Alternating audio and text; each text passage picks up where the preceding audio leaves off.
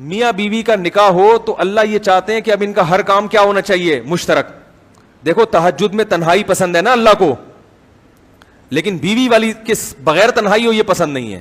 حدیث میں آتا ہے اللہ اس شخص کو دیکھ کے ہنستے ہیں جو رات کو آخری حصے میں خود بھی اٹھتا ہے اور اپنی بیوی کو اٹھاتا ہے, وہ نہ اٹھے تو غالباً پانی کی چھینٹیں مارنے گئے نا, پانی کی چھینٹیں مار کے اس کو اٹھاتا ہے, اور وہ دونوں ساتھ مصلے پہ کھڑے ہو کر نماز پڑھتے ہیں, اور اس عورت کی کو بھی دیکھ کر اللہ ہنستے ہیں. یہ ہنسنا کنایا, بہت زیادہ خوش ہوتے ہیں کہ جو تہجد کے لیے اٹھتی ہے اس کا میاں پڑا ہوا ہے تو وہ اس کو بھی اٹھاتی ہے, وہ نہیں اٹھے تو پانی کی چھینٹیں مار کے اٹھاتی ہے, اور وہ دونوں مصلے پہ کھڑے ہو کر نماز پڑھ. حالانکہ تہجد میں تو تنہائی مطلوب ہے نا, اکیلے ہوں, لیکن یہاں جہاں سب سے زیادہ تنہائی چاہیے وہاں بھی اللہ کہہ رہے ہیں بیگم کیا ہونی چاہیے؟ ساتھ. نہیں یاری بات میرا خیال ہے. کیوں؟ اور قرآن کے الفاظ دیکھو, آج جو ہم نے سورت پڑھی ہے تراویح میں, یوم یفر المرء من اخیہ, یہ ٹیکنیکل باتیں آپ کو سننے کو مل رہی ہیں, ان کی قدر کرو.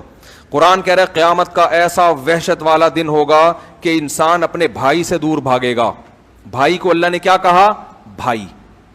وصاحب یوم یفر المرء من اخیہ وامہ, اپنی ماں سے بھی دور بھاگے گا. وہ کہے گا بھائی میں اپنے آپ کو بچاؤں, یہ اماں کہاں سے آ گئی ہے, اس مصیبت میں اماں گئی, میری نیکیاں نہ مانگ لے مجھ سے, یہ ڈر ہوگا, بس اپنے آپ کو بچاؤ.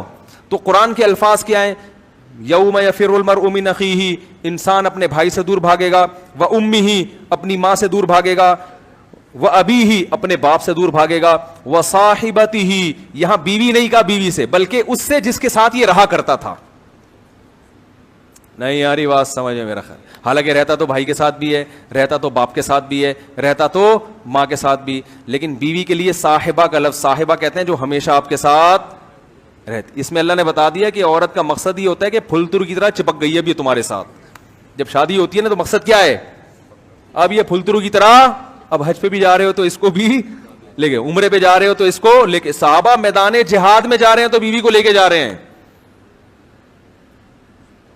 تو یہ شریف آدمی کی علامت ہوتی ہے, کہیں تفریح پہ جا رہا ہے تو بیگم اس کے ساتھ پھلترو کی طرح چپکی ہوئی. اس کا فائدہ یہ ہوتا ہے کہ وہ پکنک پہ ادھر ادھر آنکھ مٹکنے کی کوشش, اس کو پتا ہوتا ہے فرشتے شاید میری ایسی نگرانی نہ کریں جیسی یہ کر رہی, تو برائیوں سے بھی بچتا ہے انسان. اور سفر میں جانے کے بعد انسان میں جو خواہش پیدا ہوتی ہے, شہوت پیدا ہوتی ہے گھر سے دوری کی وجہ سے, اس کے ناجائز طرف جانے کے امکانات بڑھ جاتے ہیں, کیونکہ بیگم تو ہے نہیں, اور خطرہ اس لیے بھی ہوتا ہے کہ کوئی پوچھنے والا بھی نہیں ہے. اپنے شہر میں, اپنے ملک میں تو آدمی برائی کرتے ہوئے ڈرتا ہے نا کہ پکڑا جاؤں گا, لوگ بولیں گے تو یہاں کیا کر رہا ہے بھائی, تو وہی ہے نا جو ادھر رہتا ہے, گولے گھنٹے کی دکان کے ساتھ رہتا ہے, تو پکڑ لیتے ہیں. کسی اور ملک میں کون, کس کو کیا پتا کون ہے, تو زنا کی طرف جانے کے امکانات کیا ہوتے ہیں.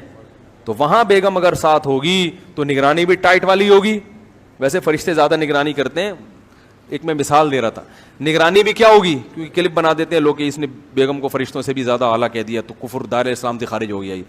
تو نگرانی بھی ٹائٹ والی ہوگی اور برائی کے جذبات بھی پیدا نہیں ہوں گے. سمجھ رہے ہو کہ نہیں سمجھ رہے؟ تو اس لیے اس کو میں نے کہا بیٹا اس کی شادی کرا دو, اور اس کو بولے دلہن کو لے کے کہاں نکل لے, چلے پہ نکل لے. سمجھ رہے ہو کہ نہیں سمجھ